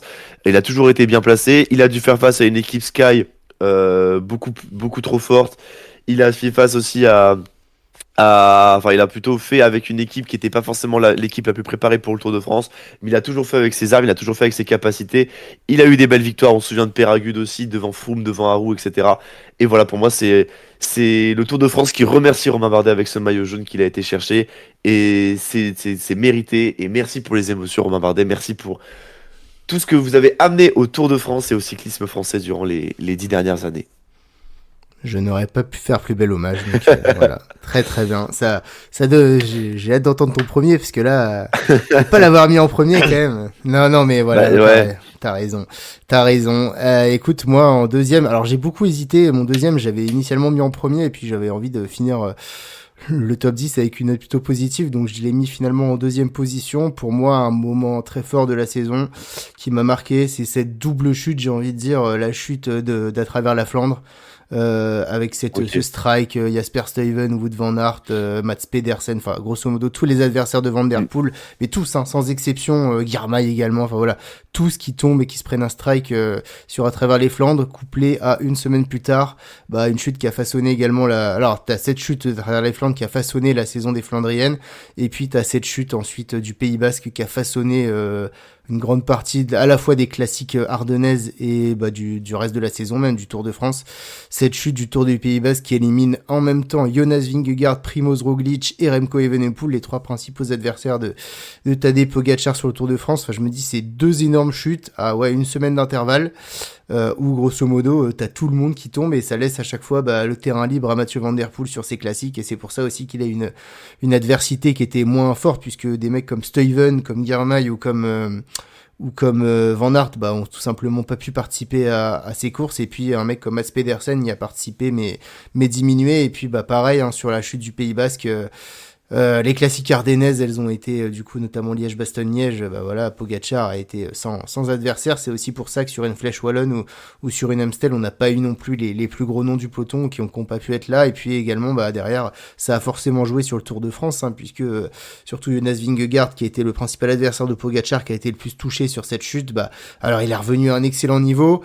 Il est revenu même à un niveau qui était pour moi supérieur à celui qu'il avait encore l'an dernier, mais on a senti sur certaines étapes un Vingegaard qui manquait de conditions, qui manquait surtout de jours de course, d'entraînement, etc., et qui sur certaines étapes ont flanché. Voilà, donc c'est deux énormes chutes pour moi qui ont façonné la saison. Et enfin, je me souviens, j'étais surtout sur la chute alors je l'ai vécu en direct, la chute d'à travers la Flandre, puisque je regardais, et j'étais plutôt dégoûté, on va dire, à ce moment-là. Alors pas plus que ça, parce qu'on a bien vu que chacun des coureurs, personne n'était en danger. Et voilà, ils ont subi une sacrée chute, mais on a vite vu qu'ils étaient tous conscients, etc. Et par contre, j'ai aussi vu un peu en différé la chute du Pays Basque, et là vraiment c'était l'effroi, c'était la panique, parce que tu voyais Vingegaard, il était sur la plaque de béton, il bougeait plus. Je crois que t'avais ainsi un mec comme Jevine qui bougeait plus du tout par terre. Ouais.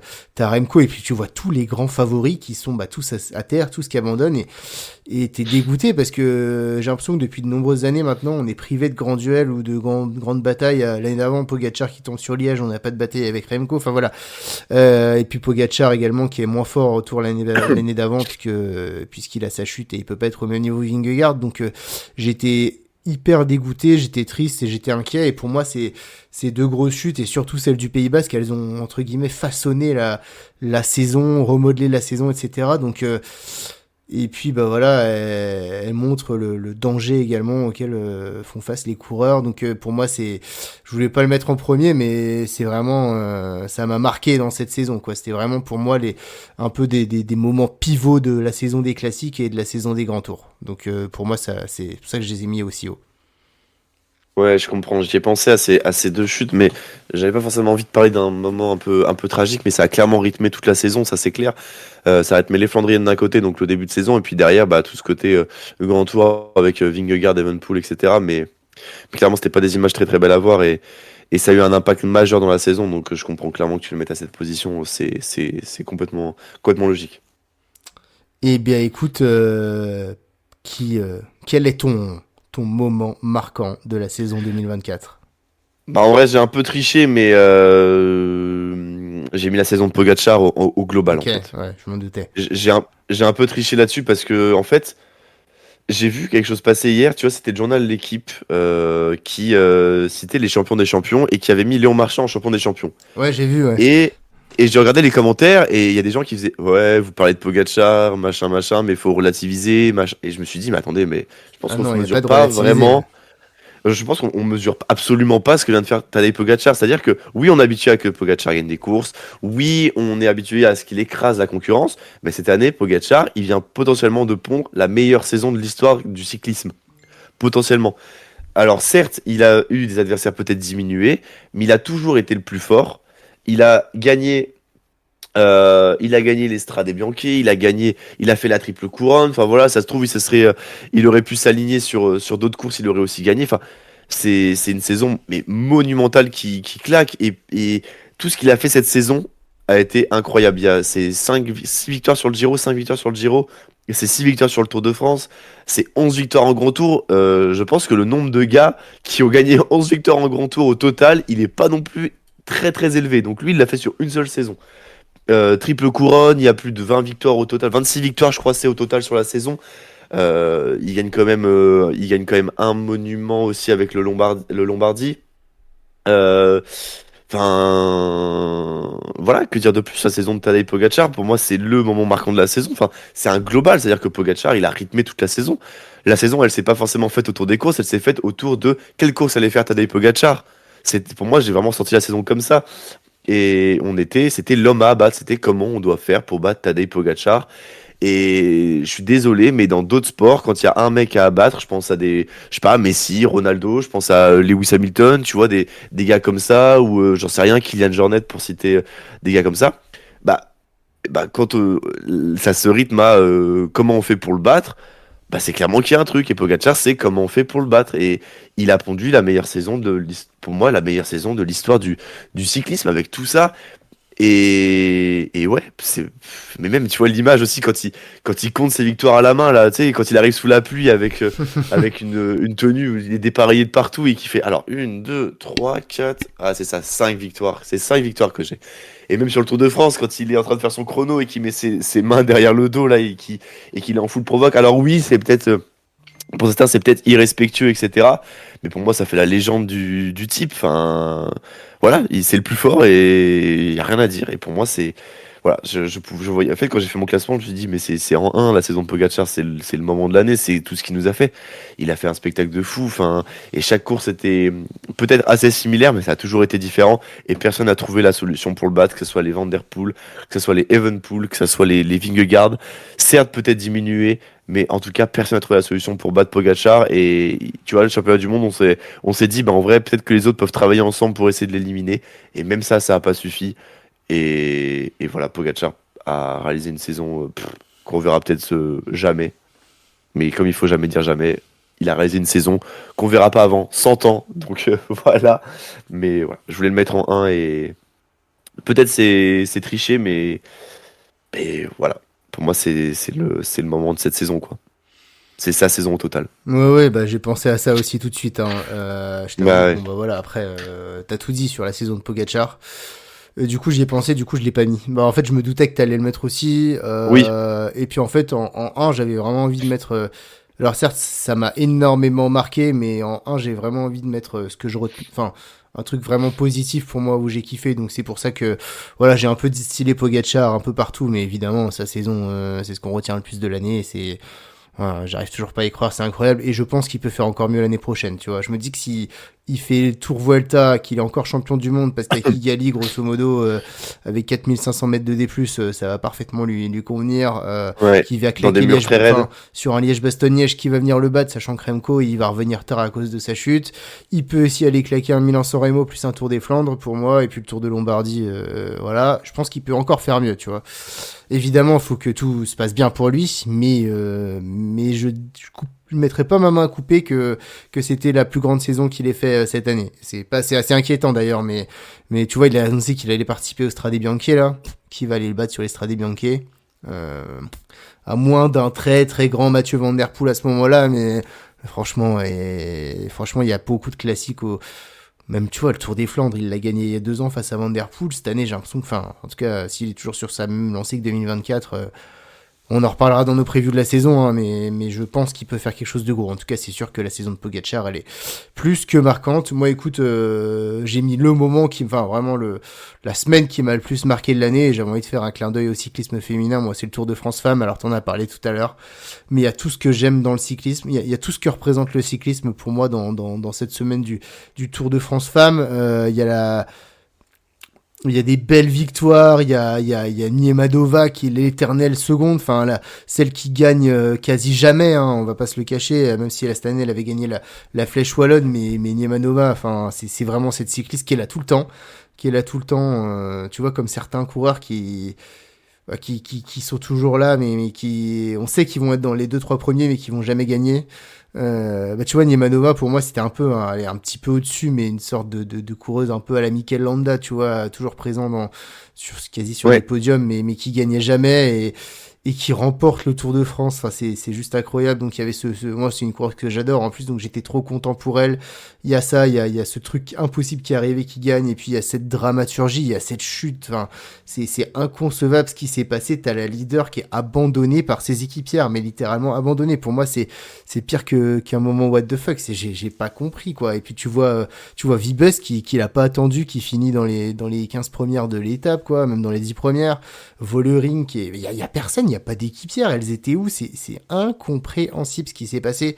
Et moi, il m'a réconcilié de fou avec Demi Vollering, qui était pas forcément la coureuse que j'appréciais le plus, mais franchement, j'ai ressenti beaucoup de peine pour elle, parce que comme tu l'as dit, c'est inconcevable qu'elle ait perdu ce Tour de France, et ce qui m'a gêné. Alors voilà, Niemadova, elle a gagné, bravo pour elle, je suis très très content pour elle, mais d'un autre côté, ça m'embête, parce que c'était clairement pas la plus forte de ce Tour de France, et Vollering, en plus, qui a révélé avoir fini le Tour de France, je crois, avec une sorte de blessure à la hanche, enfin, en tout cas, qui l'empêchait de bien pédaler, et pourtant, elle vient claquer cette étape de l'Alpe d'Huez qui est mythique, voilà, Vollering qui part dans l'avant-dernier col, et puis cet écart dans l'Alpe d'Huez qui reste dans les 50, entre 50 secondes et 1 minute, et finalement, elle perd le Tour de France pour 4 secondes avec Niemadoma qui se défend de la plus belle des façons, enfin, et voilà, tu vois la joie de Niemadoma, et à côté, les larmes de Demi Vollering, et j'ai vraiment ressenti de la tristesse pour elle. J'ai compris ce qu'elle devait ressentir, parce que au-delà de ne pas avoir gagné son objectif,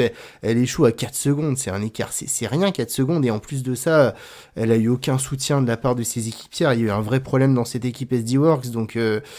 Donc ouais, c'est toute la dramaturgie de ce sport également qui a eu lieu ici. Ça montre également que voilà, tout n'est pas rose, et que ça reste un sport d'équipe, qu'on peut pas tout faire tout seul, et que quand ton équipe est pas là pour te soutenir, c'est malheureusement tu le payes. Voilà, enfin vraiment, j'ai adoré toute cette semaine. Le final était juste incroyable pour moi. C'est peut-être l'étape de l'année, l'étape de l'Alpe d'Huez. Il y a eu tout. Enfin vraiment, c'était trop une belle semaine, et puis également ça. Bah voilà, c'est pour cette montée en puissance du cyclisme féminin, c'est ce Tour de France, il est hyper ambassadeur, hyper porteur, parce que enfin, ça montre la dureté du cyclisme, que rien n'est joué, que voilà, vraiment, je trouve qu'il y avait tout dans ce Tour de France, de la joie, de la dramaturgie, de la tristesse, de la douleur, de l'exploit, de défis qui sont allés, enfin, quand juste avant, t'as vécu un Tour de France où t'as Tadej Pogacar qui arrive en haut de col après des étapes de 4000, 5000 mètres de D+, en faisant des grands coucous et des grands sourires à la foule, et en ayant l'air d'être frais comme jamais, et que t'as des nanas comme Vollering ou comme Niemanova, etc., enfin, quand elles franchissent la ligne, elles tombent par terre tellement tu vois qu'elles sont complètement vidées, épuisées, et ça te ramène aussi à toi sur ton vélo enfin moi ça m'a beaucoup ramené à moi, je me dis je galère, enfin voilà, je ressens un peu tout ça, tu vois, ce que je ressentais forcément moins chez les courses des hommes cette année, donc voilà, vraiment ça m'a fait ressentir beaucoup d'émotions ce Tour de France, j'ai trouvé magnifique, et tout simplement d'ailleurs la saison de cyclisme féminin a été assez incroyable, donc je voulais vraiment mettre ça en avant, je l'ai mis en première position de mon classement. Non, mais je comprends clairement le Tour de France Femmes. Moi, alors cette année, j'ai pas eu la chance de pouvoir tout regarder malheureusement.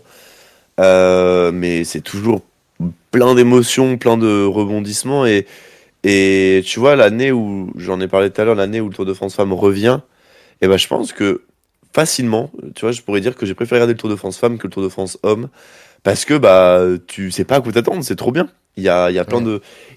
de, tu découvres plein de nouvelles coureuses qui peuvent émerger, qui peuvent éclore, sur des parcours en plus qui sont vraiment en général superbement tracés, etc. Avec beaucoup d'enjeux et des très belles étapes.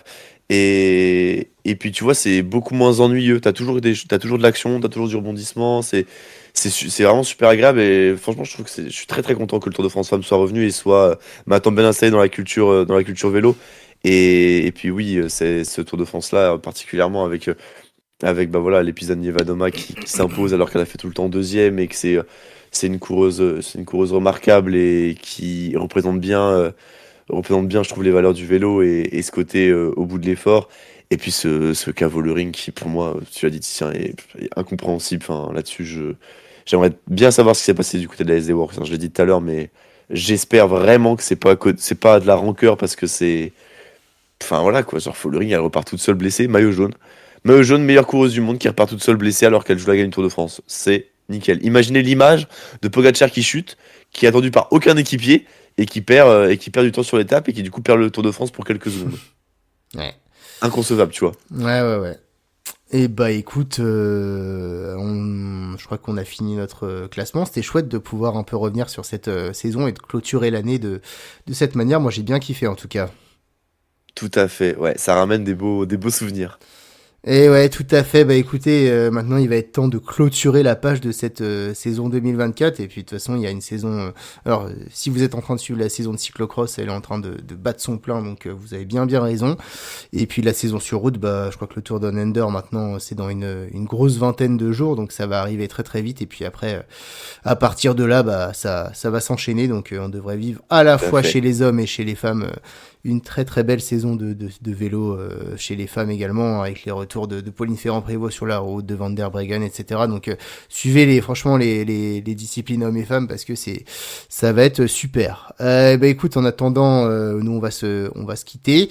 N'hésitez pas hein, évidemment à liker cette vidéo, à la commenter, à même la recommander, voilà, à tous vos amis, vos familles fans de vélo, ça nous fait super plaisir. Comme on vous l'a dit, on arrive avec un gros programme en 2025 dès la semaine prochaine, donc restez connectés avec Radio Fringale. Merci beaucoup Poupi pour ta participation à cette émission. C'était encore voilà une Mais belle avec grand intersaison plaisir. avec des belles émissions d'Écrase les pédales. Franchement, on continue à bien kiffer et je pense que on continuera à vous proposer ce genre d'émission en 2025, n'est-ce pas? Évidemment, toujours. Eh ben écoute, Poppy, je te souhaite un très bon réveillon à base de d'eau et de Mais oui, liquide isotonique, évidemment, et bien sûr, hein, et puis voilà, bien sûr. de barres de céréales, voilà, de bien savoir s'alimenter pour aller faire 100 bornes dès le 1er janvier. Non, bah voilà, bonne fin d'année à tous, joyeux réveillon, bonne fête de fin d'année, et puis on se retrouve pour en 2025 avec un super programme sur Écrase les pédales. Merci Poppy, merci tout le monde, et à très bientôt. Des gros bisous, prenez soin de vous et plus que jamais, allez Romain Bardet!